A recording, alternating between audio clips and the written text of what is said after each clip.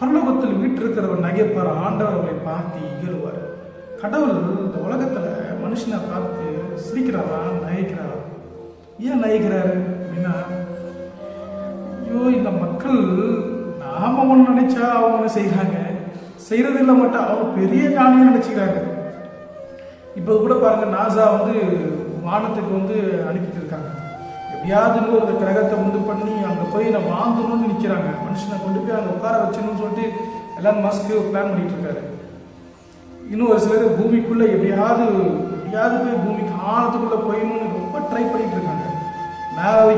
மேலே கூட போயிடலாம் போட்டிருக்கா, ஆனால் கீழே போக முடியாது என்பதாக ஆராய்ச்சியாளர் சொல்றாங்க. ஆனால் ஆண்டவர் பார்ப்பாரா, சிரிப்பாரா? நான் உலகத்தை உண்டாக்கி, உலகத்தில் மனுஷனை உண்டாக்கி, உலகத்தில் அவனை இங்கே தான் இருக்கணும்னு வச்சதுக்கப்புறம் அவன் இங்கேருந்து மேலே ஏறுறதுக்கு எவ்வளவு ட்ரை பண்ணுறான்.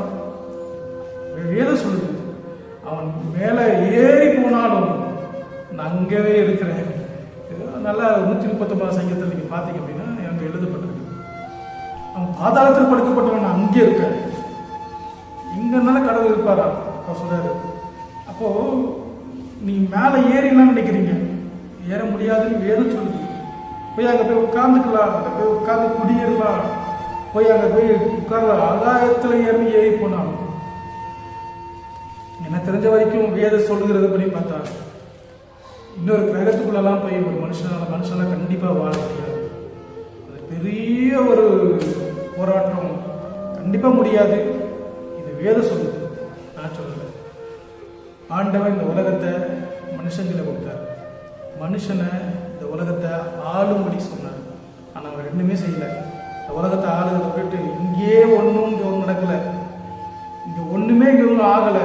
நான் அங்கே போய் பண்ண போகிறாங்க. பரலோகத்தில் வீற்றிருக்கிறவர் நகைப்பார், ஆண்டவர் அவர்களை பார்த்து இகழ்வார்.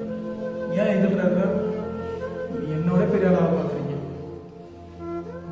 சிருஷ்டித்தவர் சிருஷ்டி சொல்றான், நான் சிருஷ்டித்தவருக்கே சவால் விட போறேன். உருவாக்குனவருக்கே போய் புத்தி சொல்லுவாங்க மனுஷன். பரலோகத்தில் வீற்றிருப்பவர் நகைப்பார். ஏன்னா பூமியின் ராஜாக்கள் எழுப்பி நின்று ஆலோசனை பண்றாங்க. என்ன ஆலோசனை? எப்படியாவது அழிச்சிடணும், ஜனங்களை அழிச்சிடணும். ஆண்டவர் ஞானி, ஆண்டவர் பெரிய ஞானி. அவர் சிரிக்கிறார் என்றால் என்ன அர்த்தம் அப்படின்னா, நீ வேஸ்டியா, நீங்க போடுறாருலாம் வேஸ்ட், நான் எல்லாவற்றையும் தலைகளாக மாற்றுகிற தேவன். ஆண்டவர் நேசிக்கிறார். கண்டிப்பா உன் வாழ்க்கையில உங்களுக்கு விரோதமாக செய்கிறவங்களை பார்த்து கண்டிப்பாக சிரிப்பார். யோசித்து பாருங்க, உங்கள் வாழ்க்கையில் உங்களுக்கு விரோதமாக தவறாமல் உங்களை கஷ்டப்படுத்துகிறவங்களை வாழ்க்கையை யோசித்து பாருங்க. ஆண்டவர் பார்த்து சிரிக்கிறதா, ஏன் பிள்ளைங்க கஷ்டப்படுத்த